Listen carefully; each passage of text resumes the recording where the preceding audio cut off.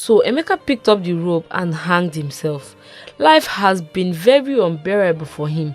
His sufferings were too much for him to bear, so he thought the solution was death. But not long after he died, he appeared in front of a beautiful woman with a wicked look. Emeka thought the woman would be taking him to the afterlife, but she was death itself, appearing in human form. Emeka was so shocked. Death looked him in the eyes, very angry, and asked him if he thought life and death was simple. How dare you take your own life? You think dying is simple? At this point, Emeka was very angry and he started explaining how much he had suffered in life, how he couldn't even provide for his poor mother who needed him, how he finished school many years ago and couldn't even find a decent job for 15 years now. He's even about to lose his girlfriend because he is poor. Dying is easier than living, he insisted. I just want to die and not exist. I'm tired of life.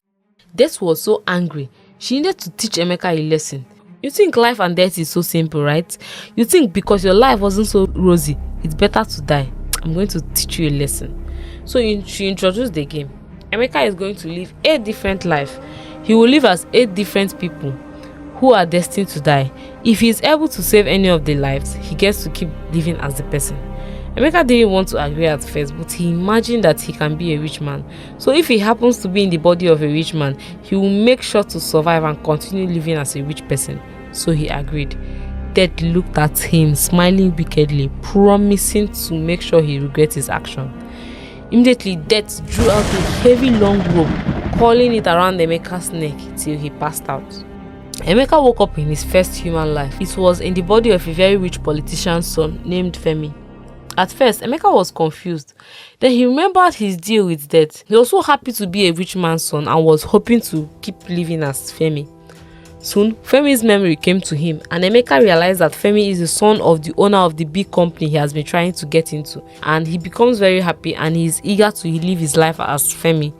But he also remembers that Femi is hated in his family because they don't want him to inherit his father's company.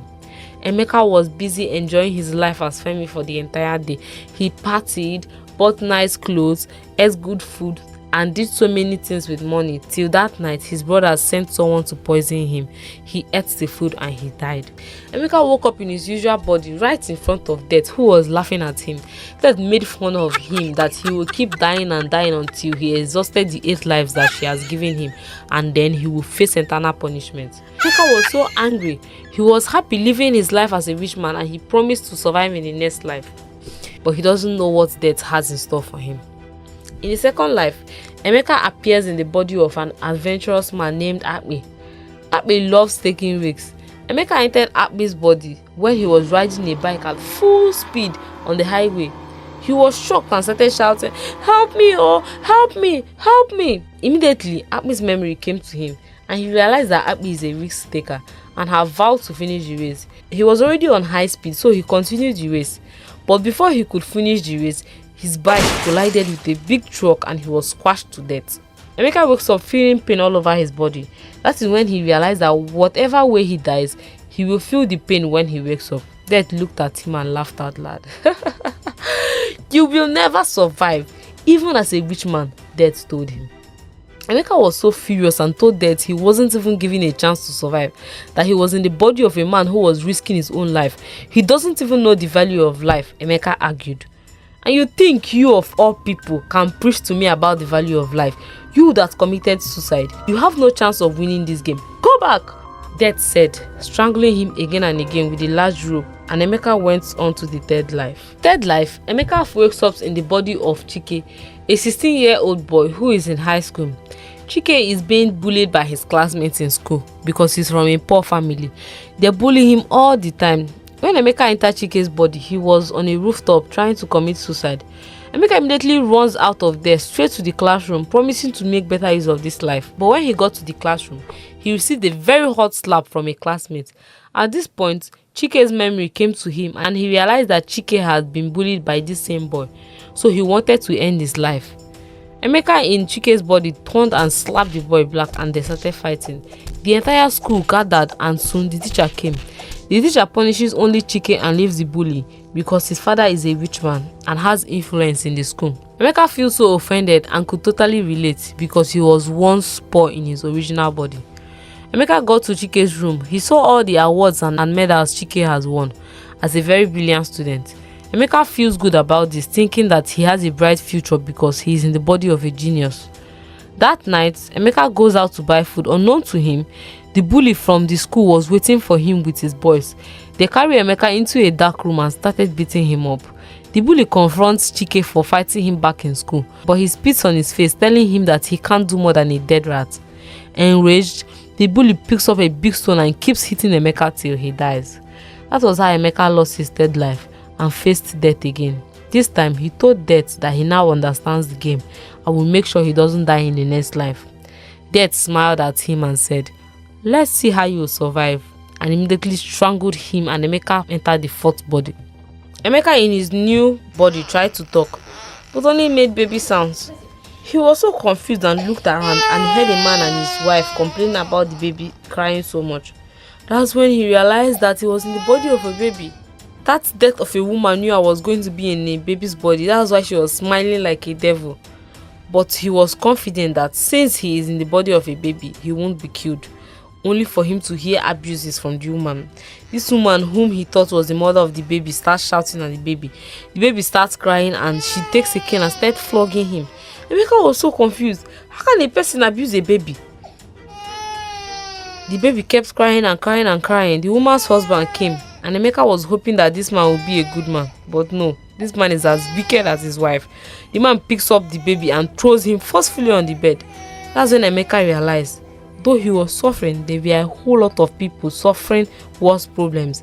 Even this poor baby that hasn't even gone anywhere in life is suffering. The wicked woman took a pillow and covered the baby's face, shouting, "Stop crying! Stop crying!" till the baby could no longer breathe and the baby died. Emeka again lost his fourth life. When he met Death, Death asked him, "Do you now understand the lesson I'm trying to teach you? There are so many people suffering more than you in this life." But Emeka doesn't care. He then told Death that the rich people are happy, that if he had all the money he wanted, he would make sure he survives. "Okay, let's see how you survive." Death strangled him again and he moved on to his fifth life. In his fifth life, Emeka appears in the body of a guy running. Looking back, he saw a lot of people chasing him and wondered why he was being chased. Soon, the guy's memory comes to Emeka. He's in the body of a genius criminal named Ebuka. Ebuka is running for his life as he stole $1 billion in cash from a notorious politician. Emeka is so excited for the money in his possession. He runs and runs and runs with everything in him. And when the bad guys cornered him, he fought them and ran away. He was able to escape and got to his hideout. He remembered that he saved a woman whom he was in love with. They had made plans of how they will start a new life with the 1 billion. So he went to pick her up. On getting there, the lady called out to him happily and asked if he was able to get the money, and he answered yes, bringing out the bag of money. Immediately, the girl brings out a gun and shoots Emeka and runs away with the bag of money.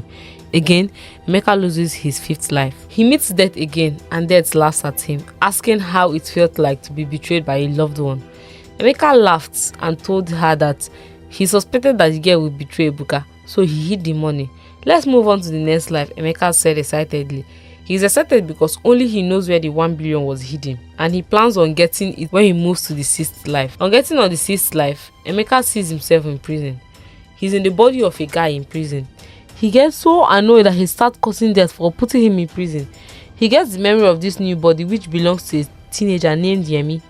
Yemi is in prison because he was paid to take the blame for killing his classmate. He isn't the real murderer, but because of he needed money, he had to take the blame for the son of a rich man. There in prison, Emeka meets the bully that had killed him when he was in the body of Chike.